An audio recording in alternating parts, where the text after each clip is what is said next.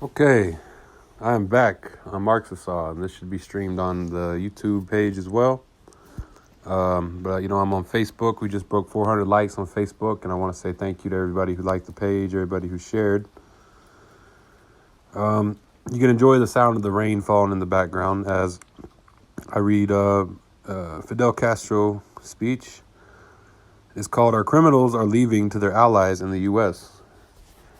It says here, spoken at Mayday, 1980, at Jose Marti Revolution Square.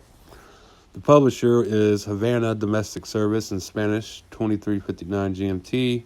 Translated FBIS. Transcription markup Castro Speech Database / Brian Baggins. The online version, Castro Internet Archive, Marxist.org, 2002. So I'll go ahead and jump into this. Compatriots, we know how many hours you already have spent standing on the square. We only ask one more effort from you. Rhythmic applause, prolonged chanting of Fidel, friend, the people are with you. Fidel, amigo, la gente está contigo. When prolonged chanting of Fidel, Fidel, Fidel, and applause. Okay. Well, let us now give another demonstration of discipline. Let us be silent. As I was saying, or trying to say, when we were coming to this rally this afternoon, we could again see the incredible spectacle of absolutely deserted streets. We could imagine, or rather, I asked myself if we could imagine the magnitude of this rally. We thought it must be a big one. We thought it would be the biggest over the 21 years of the revolution. Actually, however, it was impossible to imagine the magnitude of this rally. Perhaps only from the tower, presumably from the Jose Marti Monument. Perhaps from the air. Perhaps only graphically by means of the movies, television, or photographs.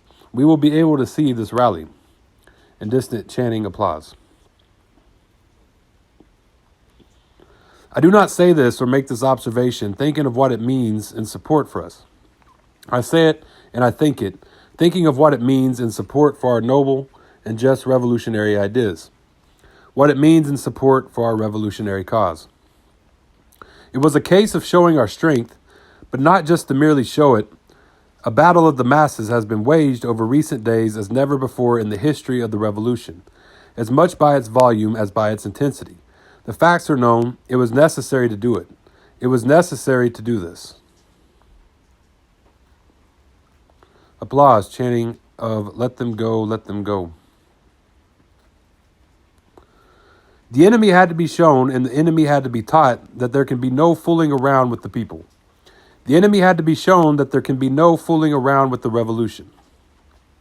The enemy had to be shown that a people cannot be offered with impunity, that a people cannot be threatened with impunity. And this image is what they dreamed of destroying. The image of what the people are. The true revolutionary people, the proletarian people, the working people, the peasant people, the combatant people, the student people. Perhaps they thought the revolution has weakened, and you can see what weakness of the revolution they have uncovered. You can see what type of a revolution they have found. This is why it was necessary to wage this battle. As you know, over recent months, our party and our people have been waging a tenacious and selfless struggle for exigency, to overcome inefficiencies, to overcome difficulties. This work was being done quietly and insistently for months. It could be said that our revolution, our people, and our party were devoted to this work and to productive activities, especially the sugar harvest and the planting of sugarcane, coping with the problems of the diseases of tobacco. It says in parentheses of sugarcane. Coping with the problems of the diseases of tobacco and sugarcane and the swine fever, which mysteriously appeared almost simultaneously in our country. We were tackling various problems of our revolutionary process. We were struggling for development, struggling to improve everything within our material capabilities, and preparing for the Congress of our party. We were involved in the task. But why does this situation emerge? It is not a coincidence. It is not a coincidence. What happens is that, as in all previous circumstances, every time they have messed with us, they have come the worse for it. Every time they have provoked us, they have come out the losers. You know the facts. and if it were not for the presence of foreign journalists, it would not be necessary to speak much about the background. But the issue was unleashed as a result of the provocations of the embassies of Peru and Venezuela. Everyone knows that imperialism wanted to affect relations between Cuba and Venezuela and between Cuba and Peru. It had that idea for a long time and was planning things. We cannot forget that is what precisely in Venezuela, and with the participation of the Venezuelans, that the monstrous crime of Barbados was planned and executed. Barbados was the sabotage of Cuban airlines. It was one of the most indignant actions that has ever happened over all time.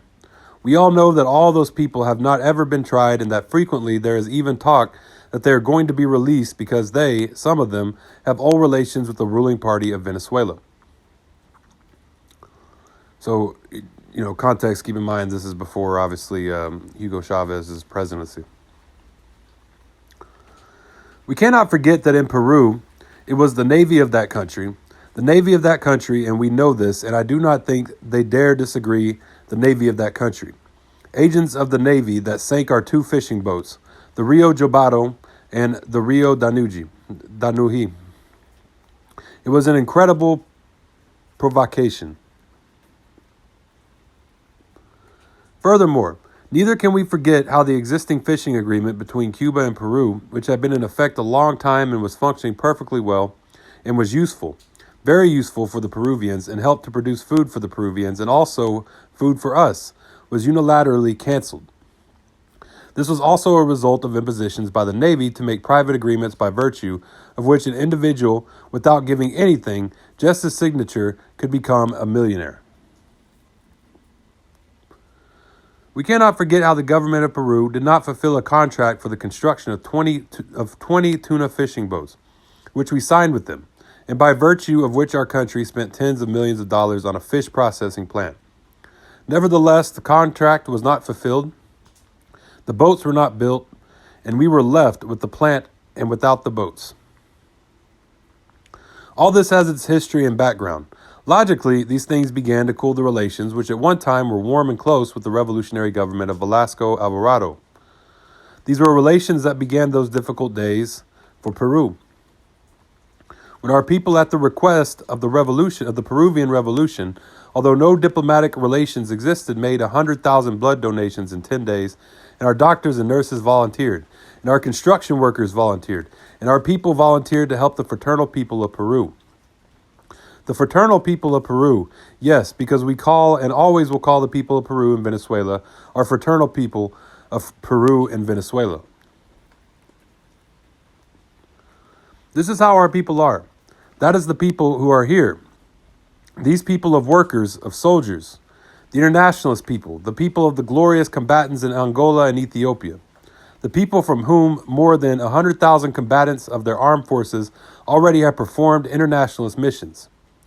The people who, when teachers are requested for Nicaraguan, offer 29,500 teachers. That is the people, not the lumpens, who want to represent them with those scum who entered the Peruvian embassy. That was what was offered our people the most. That dust and other dust brought this mud, and those winds brought these storms.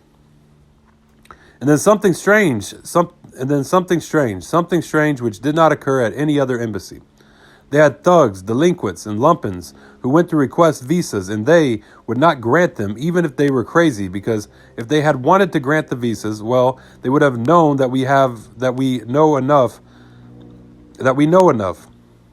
They were not granted visas. When they used violence to enter crashing a truck or bus through the fence, then they would be received with all honors, protected, granted refugee, have their fare paid, and received as heroes. This could do nothing except encourage lumpens to undertake such activities. It could not have had other results. And the patience we displayed, practically for years in some cases, was of no use. We explained to them that it was incorrect, that it was going to have bad consequences, that it was going to stimulate violence against diplomatic missions, that such a policy should not continue. We resolved the problem for them on repeated occasions because they said they could not live with those elements inside. We could have said, let them stay there forever. But please, we do not want to live with these people. We have these problems. And we authorized the departure of such elements. We did it repeatedly, and always the things we foresaw happened immediately after a group left, another one entered. That is how it was. But why the embassies of Venezuela and Peru? Why did this not happen at the Mexican embassy, for example? Why did it not happen at the Guyanese embassy, or the Panamanian embassy, or the Jamaican embassy, not to mention the Nicaraguan or Grenadian? It remains to be seen if there is some insane person who dares enter them either with a tank or a truck of whatever. No, they do not consider. They do not consider that because the lumpen knows governments almost as well as we all do, almost as well as we do. And they know that Mexico has a friendly attitude towards Cuba and was not going to permit such despicable actions and such irregularities. Neither was Panama going to allow it, nor Guyana, nor Jamaica. Why were these things happening precisely in the embassies of Venezuela and Peru? Of course, it is clear that behind all this, behind the Barbados plane sabotage in Barbados, behind the sunken ships in Peru, behind the cancellation of the fishing agreement, behind the unfulfilled contract for the construction of 20 tuna fishing boats, behind all this is the CIA, and the CIA is behind all of these provocations. And the disorder stopped with the death of soldier Ortiz Cabrera. That was the point when we could not take any more, and we said that at any cost, let this be understood clearly, at any cost. We even recalled that at one time, everyone had broken with us, and that, of course, could not be repeated again.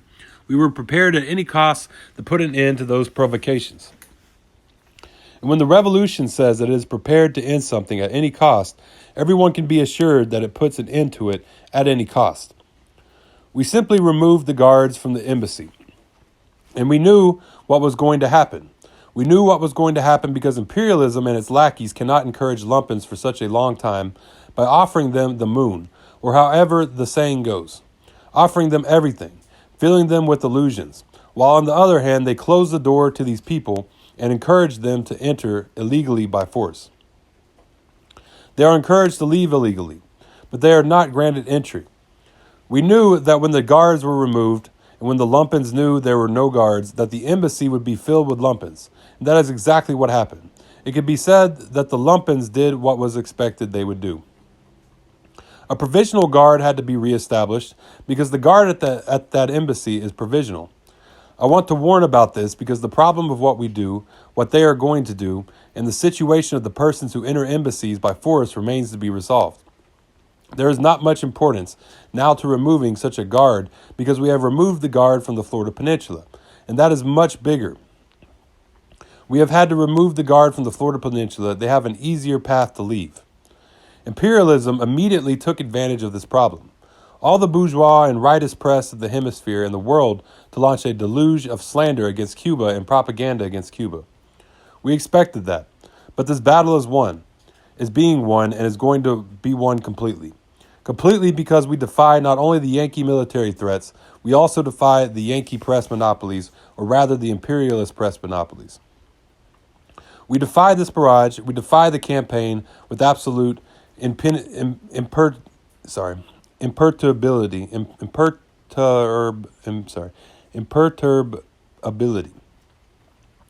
If we are not willing to defy risk of any kind, the risk of aggression as well as the risk of their propaganda, if we are intimidated by the propaganda, to be intimidated by propaganda is like being intimidated by enemy guns. It is the same thing. We should not be afraid at all. We have learned that perfectly well during 21 years. But they unleashed it in the belief that the people wanted to leave, that there were many dissidents, especially this belief that there were dissidents. There is lumpen there in that embassy. You were able to see it in the film documentary. They do not know what the word dissidents means. They would not know the meaning of this word. Then they built up their campaign around this idea, and of course, first it was the imperialist press, and then, as can be imagined, the reactionary and rightist press against socialism, against communism, against the Cuban Revolution. Simultaneously, the Yankees were doing exactly the same thing in recent months. There was an increase in illegal departures. People commandeered boats, often took the crew as hostages. Then they were received in Florida as heroes, as dissidents, as patriots, and so forth. And we warned them. We repeatedly warned them through diplomatic channels. We warned them. We also warned them publicly because we talked about this very point on March 8th. March 8th, International Women's Day, at the closing of the Congress, we warned them of the consequences this might bring. We told them that Kamarioka could be opened once more. On that day, we set forth what the revolution's policy was, is, and will be. And the thing is that the work of a revolution and the construction of socialism is a task of absolutely free and willing men and women. He who has no revolutionary genes, he who has no revolutionary blood, he who does not have a mind that adapt to the idea of a revolution, he who does not have a heart that can adapt to the effort of heroism required by a revolution. We do not want them, we do not need them. And at any rate, they are an insignificant part of the people, because what the imperialists do not want, what they want to hide, what hurts them to acknowledge are some truths. For instance, that there is no revolution with the mass strength of the Cuban Revolution. There is no revolution that is our revolution. Well, it is not good to make comparisons. It is not good. But the mass strength, the moral strength, the political strength, the ideological strength of the revolution is tremendous. And when it is put to the test, you saw the 19th April March. You see this rally today. But it is not only numbers that count. You can see the quality and the spirit of the people. This is the image that imperialism would like to hide because it does not suit them. They want the people to lose faith in Cuba. They want the people to grow discouraged with Cuba. In addition, with this whole hemisphere. Well, let's exclude Nicaragua and Grenada. Or maybe they would admit it, they would agree with us. In spite of everything, in spite of the fact that we have lumpen, that unfortunately we still have lumpen among us, and in spite of the fact that we will have declassed individuals, that we still have antisocial individuals, that we are the nationa that has the least number of antisocial individuals and lumpen in the hemisphere. We are the nation with the lowest rate of theft, although there were thieves. The lowest theft and crime rate, a minimal rate of drug abuse. There is no prostitution, no gambling, nothing. The Grenadians and the Nicaraguans have not yet been able to solve these problems, and it will take them a lot of time to solve them because we were unable to solve them in the first or the second year of the revolution either. But there is no society with a healthier moral atmosphere than our society and all this hemisphere. There is no society with more moral values than those achieved by our society at the end of the 21 years of revolution. None of with such a sense of justice, with such a sense of justice, with such a sense of honor, with such a sense of dignity, with such an appreciation and admiration for merit, for work, for sacrifice. And this is very much in evidence each time it is put to the test. And we have often said, during the Angolan and Ethiopian wars, hundreds of thousands of Cubans volunteered to participate in those struggles. It is shown by the fact that we have 50,000 military and civilian compatriots abroad. It is shown by the fact that Cuban technicians are working in 35 countries. And the lumpen have no allies remaining here. At first, they, the imperialists, had the bourgeoisie, the landowners. They had vacillating individuals of the middle classes, including those of the petty bourgeois. But now, where are they going to find allies? Among the workers. Where are they going to find allies? Among the workers. Shouts of no. At first, they sought out those classes because they existed as such in our country, and they were their allies. Now they only have the lumpen. They are only the potential allies for imperialism, the lumpen, and some who have the mentality of lumpen or get mixed up with them. As simple as that, but they are the only potential allies left to imperialism. And this lumpen is where they have to get their refugees, their asylum seekers, their dissidents. As I was saying, along with this, the United States was encouraging illegal departures from the country, and therefore, Mariel was open. Mariel, which has surpassed Kamarioka by far. Kamarioka was nothing compared with Mario. Shout from a man in the crowd. He is saying, "Lovely Mario, you have been wounded." But look, rather than a wound, it was more than a self-inflicted wound. Let me explain. The funny thing is that this time it was not ourselves who proposed opening Mario. No, the initiative was taken over there. In the heat of the situation in the campaign created in the United States itself in connection with the events at the Florida embassy, the Peruvian embassy. In Florida, In Florida, the idea of sending boats to pick up this lumpen was spontaneous, and then we simply limited ourselves to declaring that we would not receive them with guns, and that they would be treated with complete courtesy. And we opened it. I do not know if this harakiri or a wound of what the thing is, or a wound of, or I do not know if this is harakiri or a wound or what. The thing is that it was open. Now we are going to see how we close it. How we can close it. We'll see. They're doing an excellent sanitation job for us. The best. Now they are complaining. They say there are delinquents, as if this was a great discovery, as if they were amazed to find some delinquents. Now who do they think broke into and took refuge in the Peruvian embassy? Did they think they were intellectuals, artists, technicians, engineers? What did they think? That it was propaganda on our part? They thought that we were doing an injustice in calling poor dissidents lumpen? And that was the type of individual making up the large majority of those who took refuge at the Peruvian embassy. Of course, some of them took their relatives. We cannot say that a child is a lumpen. It is tragic for a child to be the child of lumpen, a terrible tragedy. But the large majority of the people there were of that kind, lumpen. Some limperist, some shameless creatures who had been covering up. You know it, the committees know it better than anyone. They know that some of those managed to slip through. By the way, they're the ones that produce the most irritation, those who cover up. Well, now Mariel has opened, and we are strictly complying with our stand, that all who want to leave for a country that will receive them and leave. The building of socialism, revolutionary work, is a task of free men and women. We must not forget this principle, and it tells huge moral value. Now, we have not granted a passport and safe conduct only to lumpen who took refuge in the embassy. No, we are giving them to all lumpen that request them, to all who request them. And of course, the lumpen say, this is International Lumpen Day. When they heard that, all lumpen wanted their passports and their safe conducts. And what are we going to do? Why should we refuse them? As Grandma says, it is unfair and unconstitutional. What do they think they are going to receive there?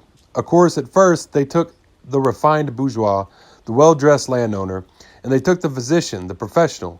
And remember, they took half of our country's doctors. We had 3,000 and they took 6,000. Now it's very difficult to take a doctor away, because the ones that stayed behind were the best ones, and the doctors who trained along other lines with the solidarity and human spirit. Doctors who are not money-minded. And we have more. Well, the proof is that there are about 1,500 doctors on internationalist missions. And there are no longer engineers, architects, and teachers of the kind we had in the early days of the revolution. Because we must say that in this battle, many interesting things have been demonstrated. I would start by mentioning the incredible participation of the young, the combativeness and zeal of our young, because this has been the first battle of a whole generation of youth, the first battle. The massive participation of women, something remarkable. Beside the attitude of intellectuals, of journalists, writers, artists, technicians, professionals, doctors, has been an excellent attitude. It must be said that they have been on the front line in this battle, not to mention the students.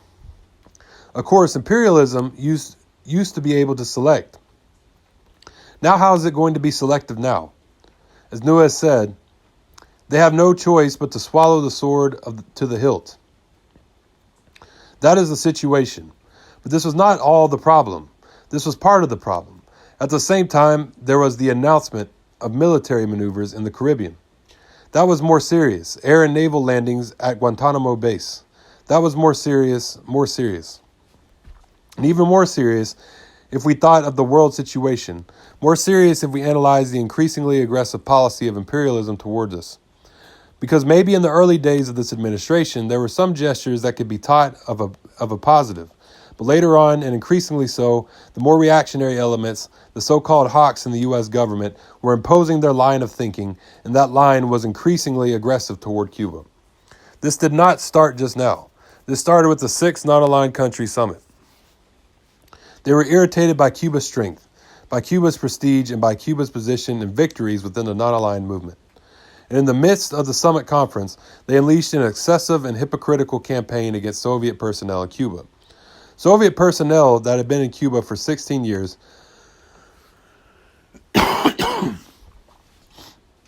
since the October crisis. Something that had nothing to do with the October crisis agreements. Soviet military personnel. The Yankees knew that. They knew it. They knew it since then, and all the presidents knew it. And all the presidents knew it. And all of a sudden, they discovered Soviet military personnel. They said it was a brigade. We did not call it a brigade. We had another name for it. I believe it was Study Center number 12. Who cares? The name is not important. We did not deny that those personnel were here and that we were very happy that those personnel had been here for 17 years. We are sorry that there are not more Study Center 12s, that there is no number 13, 14, 15. We'd be even happier if we had available some more of these study centers, because they are excellent study centers. I am telling you. But they knew it. That is where the hypocrisy, the Phariseeism of imperialist lies. In the midst of the conference, they stirred up a big scandal with all that, and they started a large-scale campaign. Later, it turned out that the U.S. government's prestige was affected by all this because to discover it at such a late date forced it to adopt certain measures. But at the same time, they organized the command of troops for the Caribbean, and they stationed it somewhere in Florida, in Key West. They established a troop command. Their fundamental concern was determined by the revolutionary victory in Nicaragua and the upsurge of the revolutionary movement in Central America. They started to prepare intervention forces, and of course, they used the Soviet military personnel in Cuba as a pretext. They also used it to exert pressure on us in other maneuver was bigger, more extensive, better equipped, more soldiers, stronger. Oh no, we could not just sit here watching them organize this maneuver. As has been said, this maneuver is simply a rehearsal to invade our country, a shameless rehearsal of invasion, and on our own territory to boot. It is really intolerable. It is unacceptable.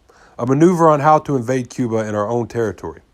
The maneuver has turned into a serious problem, and we were not going to stand there with our arms crossed. We immediately adopted measures to mobilize the Eastern Army with reinforcements from other provinces to organize maneuvers of Cuba's armed forces in view of the Yankee maneuvers. It was only logical for the hurricane to turn around toward the United States, and so it did.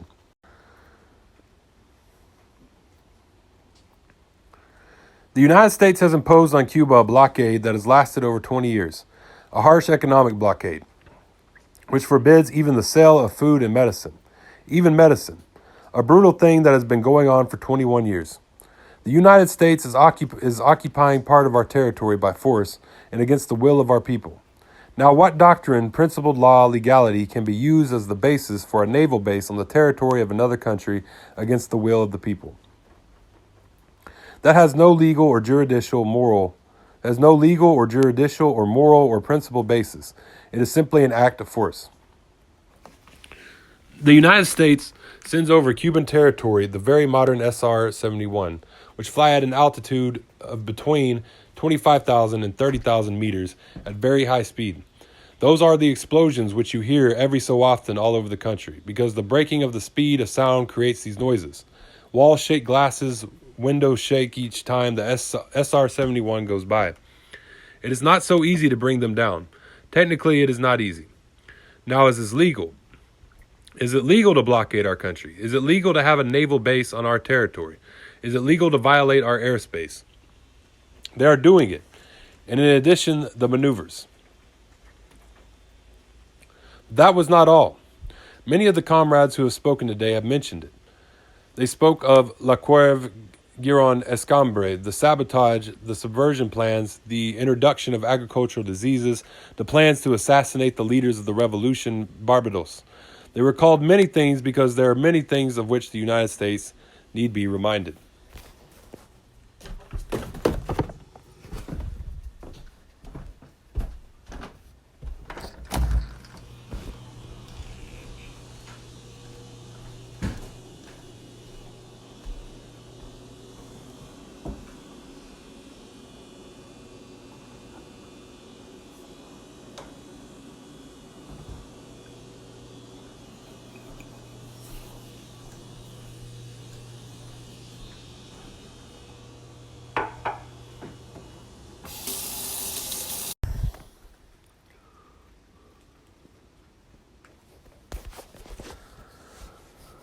It was not that we capriciously turned the hurricane that began at the Peruvian embassy against the United States.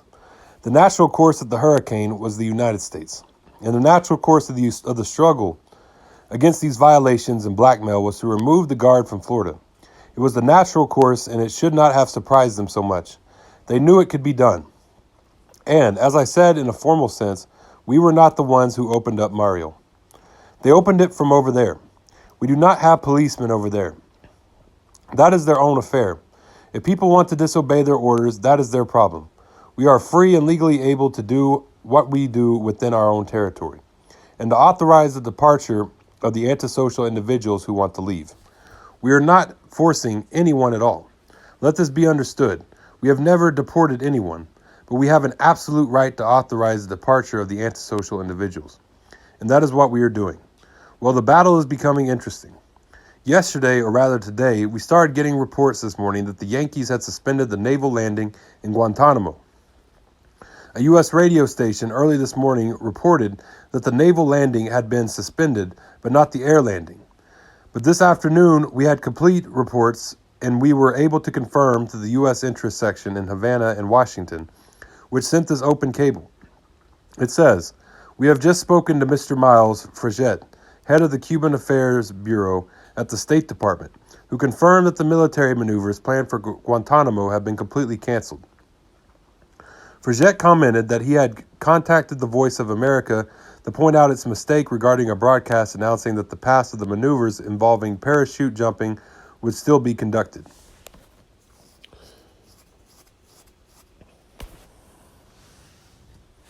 Apparently, they say the maneuvers will now be conducted somewhere along the Florida coast and the eastern U.S. coast. We know these maneuvers, their intentions, are prepared maneuvers that definitely threaten us. Central American and the Caribbean. But of course, we are not going to discuss their right to conduct maneuvers on U.S. territory. What we discuss is the right to state maneuvers on Cuban territory. If this is so, there is no doubt that this is a notable success for the struggle of the people and of international solidarity. For this reason, the Cuban government will suspend the special Gira 19 maneuvers that the Eastern Army was to have staged beginning on the 7th of May. But the combating march is still on. The combating march is still on. Because the combating march was to be staged against the maneuvers against the blockade, against Guantanamo base, and against the SR-71 spy flights. Lest the Yankees try to take advantage of the fact that the people have been demoralized in the middle of the battle. The combative people's march must go, and it must go with even more strength than the 19 April march. It is a mobilization of the people against the blockade, against Guantanamo base, the existence of a Yankee military base on our territory, and against the violations of our airspace, for we must not remain silent. We simply want to express before world public opinion our rejection and spirit of struggle against this. Now, if the U.S. government announced that it has suspended the blockade against Cuba, that it will return our occupied territory in Guantanamo, and that it will suspend the SR-71 flights, then we will gladly suspend the combative people's march. But they will not do it. They will not do it. They will not do it. But they will respect us a bit more. They will learn a bit more about Cuba. They will learn to respect Cuba more. The United States has suspended the maneuver, but it has not given up the right they give themselves to carry them out in 3, 4, or 5 months, whenever they believe there are more favorable international or other types of circumstances. Therefore, what they have to renounce is their presence in that piece of our national territory. That is why we still maintain these 3, and we will organize the march. They say I have organized it. The truth is that I wasn't the one who organized it.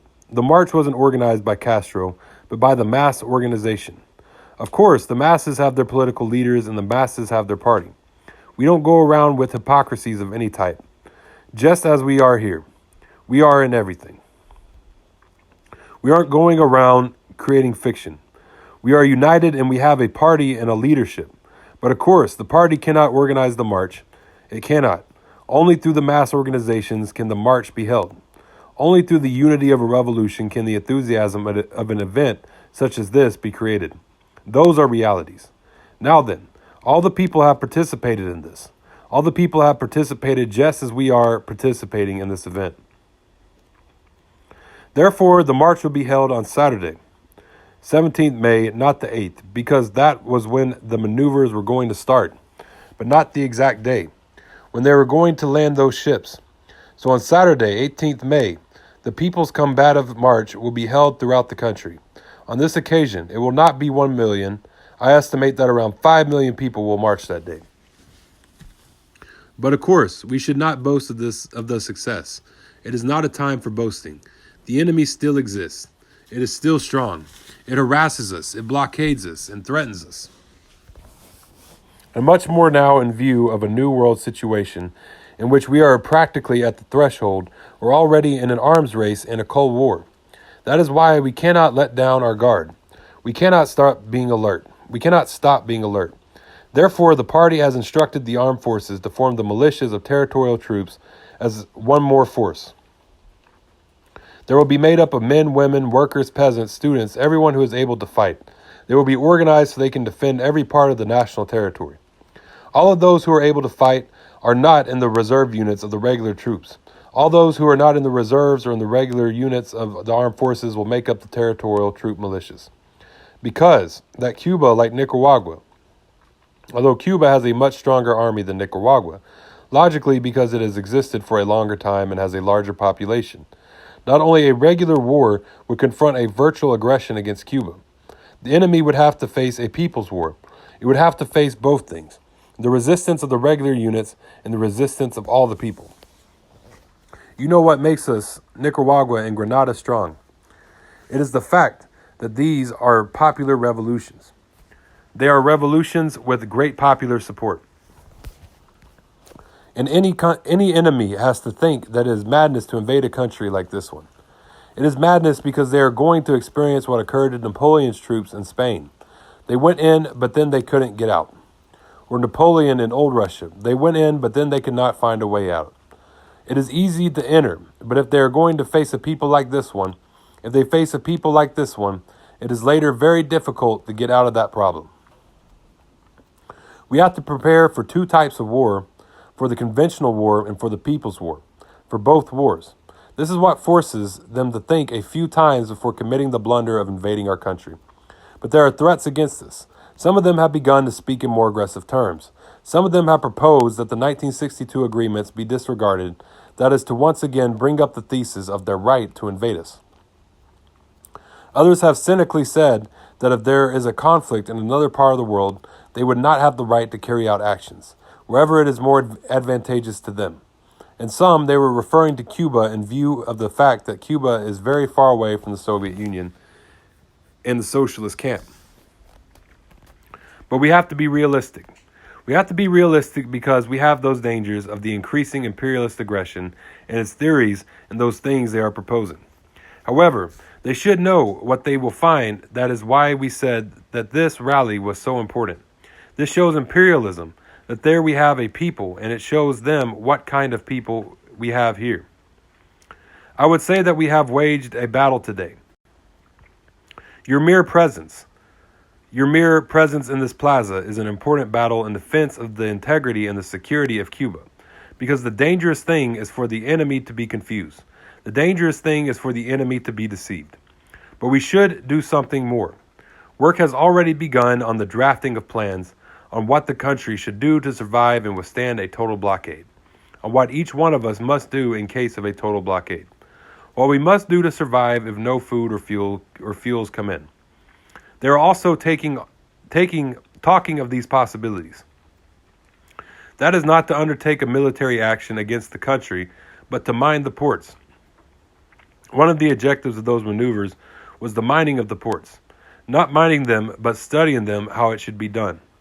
They speak of naval blockades, knowing how difficult it would be for a country without petroleum to survive a naval blockade.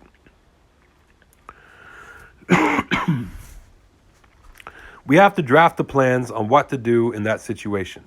By the way, Reagan, I don't know how you pronounce it, who is a certain candidate of the Republican Party, has expressed support for a naval blockade against Cuba. Of course, none of this is easy. I must warn them. But as revolutionaries and as a realistic people, we have the duty of having a reply for each of these problems. But the one thing they cannot imagine is for Cuba to surrender ever, because we will never surrender. We will never surrender. If a climate of peace does not exist in the Caribbean, it is not our fault but theirs. Suppress, you blockade. Suppress, you base in Guantanamo. Stop overlying Cuba. Respect Nicaragua. Respect Grenada. And do not interfere. If to this we add non-interference in the domestic affairs of other Latin American peoples, then a climate of peace and detent might be created. Now the one thing we must fight for, and the one thing there is the duty to fight for, is the development of peace and cooperation among the peoples.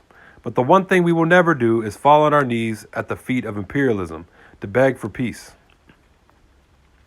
The international situation tends to become complicated. I would like to take advantage of this occasion to talk about the situation in Iran. All of us are interested in this problem.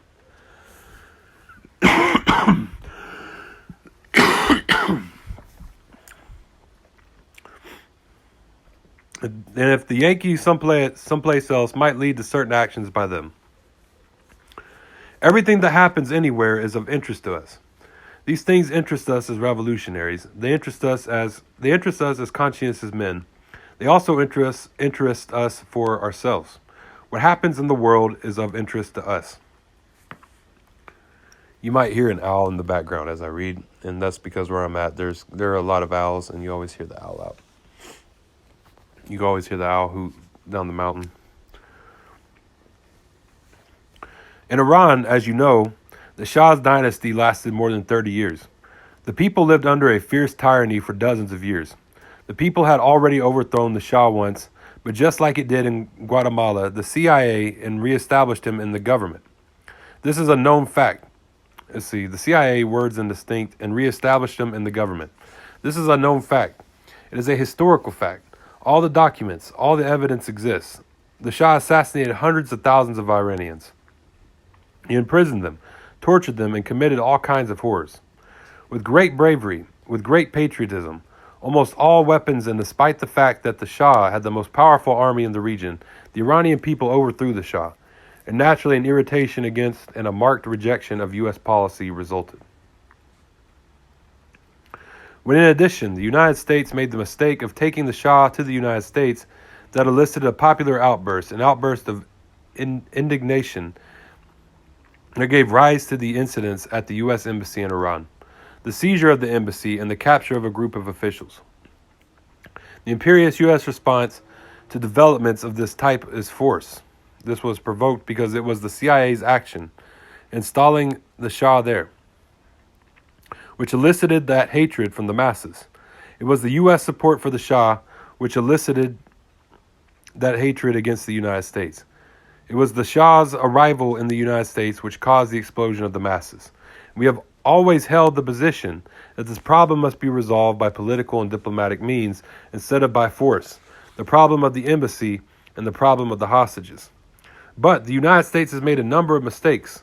The first is practically confiscating, embargoing, and seizing, in other words, thousands of millions of dollars that the Iranian state had deposited in U.S. banks. This measure of force, of imperious behavior, this illegal measure had to irritate the Iranians even further. And each thing the Americans have done has contributed to further irritating the Iranians. They mobilized big forces, aircraft carriers, dozens of military units near Iran. They threatened it, and naturally, this further irritates the Iranians. In addition to this, they announced they will carry out military actions before July. And indeed, they did stage some operations such as the commando attack, the attempt to carry out a commando attack.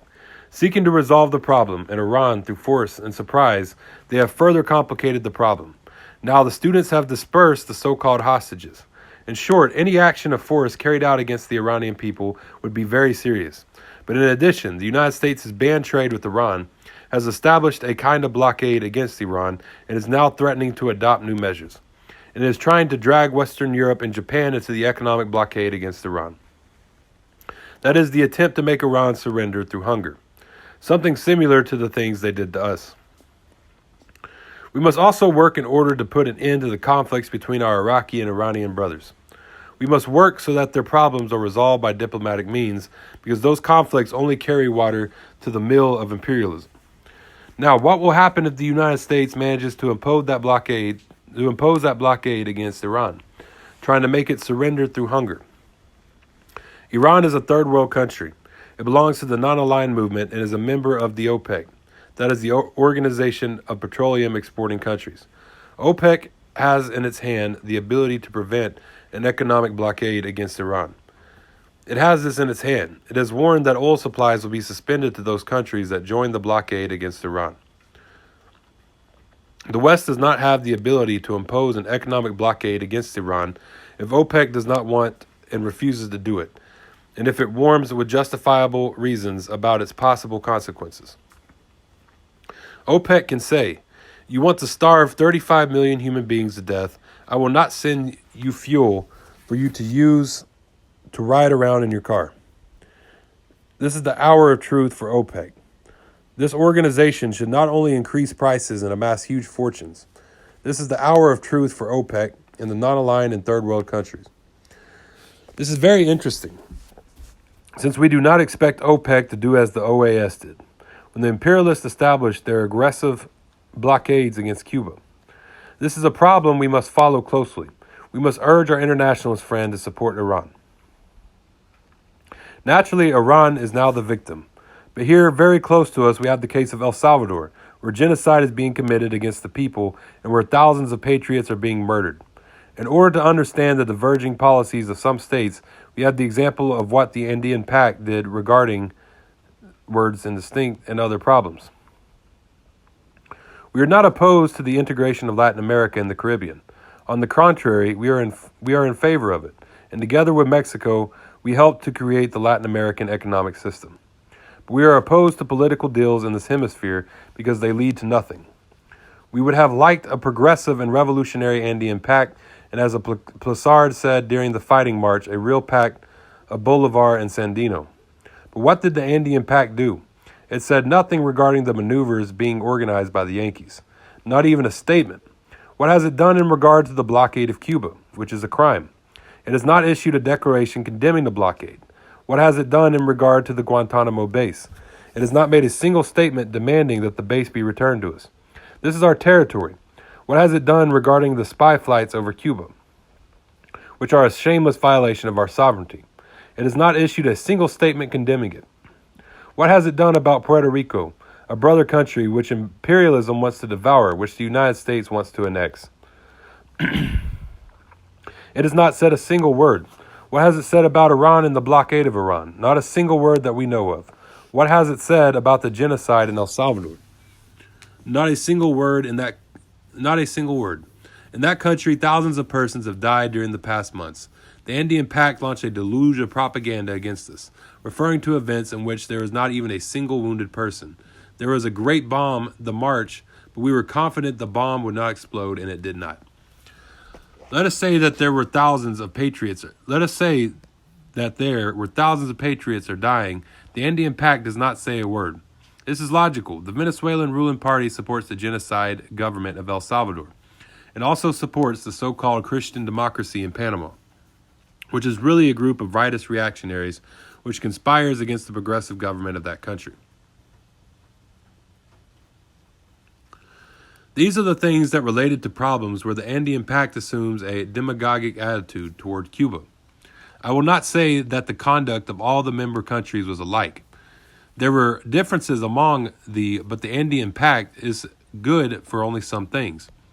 We have, as I said, the Salvadoran situation, which demands the most ample international support to halt the hands of the imperialists. Demonstrations like this one today are part of the struggle, not only for the defense of our own integrity, but also for the defense of the integrity of Grenada and Nicaragua, the sovereignty of the Caribbean countries and Central America.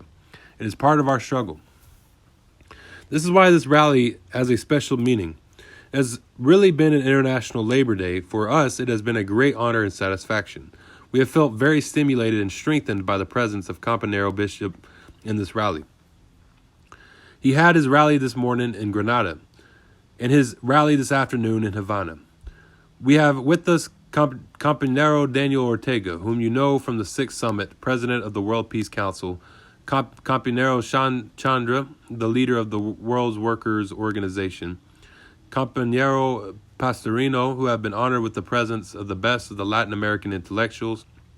Compañero John Bosch, and Compañero Gabriel Garcia Marquez. This has meant a lot for us. This gives us a truly historical meaning to the greatest rally of the revolution. We, besides maintaining the mobilization and preparing for the march on the 17th, must turn this energy not only into political or military energy, but also into a productive energy. As Word Indistinct explained, the coming weeks are decisive for the conclusion of the sugarcane harvest, as well as for the great amount of sugarcane that must be planted and weeded. We must turn this energy into a productive force. We must turn this tremendous force created by this colossal mass struggle. This people's revolutionary definition and the hatred expressed against the idle, the parasite, the lumpen, and the antisocial. We must turn this into a force of awareness. We must turn it into an instrument in the struggle for achievements and to overcome deficiencies and the struggle to overcome difficulties. This is very important if we are going to be able to transform this incredible, gigantic force in the struggle against our own deficiencies and the struggle against our own weaknesses. Today, many things have been packed with emotion. Those things have been stimulating. The most essential, the most fundamental factor has been the people. This afternoon will have an everlasting impression of us, on all of us, an impression that cannot be erased. I say this without demagoguery, without the purpose of flattering, and with a profound, sincere, heartfelt spirit of justice. I dare say that such a people deserve a place in history, a place in glory, that such a people deserve victory. Fatherland or death, we shall win. All right, so that's the end of that speech. And again, this is our criminals are leaving to their allies in the U.S. This is conducted in 1980. 1980 was when, he was talking about the Venezuelan ruling party. That was actually when Hugo Chavez was just joining the military, or was still in the military when he was around like 18 or so. And, that's where, so when he talks about Venezuela, he's obviously talking about the pre-Chavez Venezuelan government or Venezuelan ruling party. So as, this will be, this is the first one I've been able to put out in a while. And just make sure to follow me on Facebook. This is, it's Marxist Saw. Marxist, Marxist, space Saw, SAW. And it'll be it'll be the state of Arkansas with the hammer and sickle. So, just follow me there. Also, YouTube. I'm going to put this one on YouTube. And you can get on the YouTube channel, too, and Twitter. And I'm going to have some more social medias out. So, just come follow me and hit me up. If you want something to be read, if you're looking for, a certain writer to be read that's Marxist, comment it or something, or message me and let me know. And, I'll be reading. And hopefully with the efforts of this, you will be able to, if you're not able to actually just sit down and read for whatever reason, you can listen to these maybe on maybe driving in the car or, things that you're doing, trying to sleep, whatever, So, thank y'all for joining in. And until next time, Todara Goy.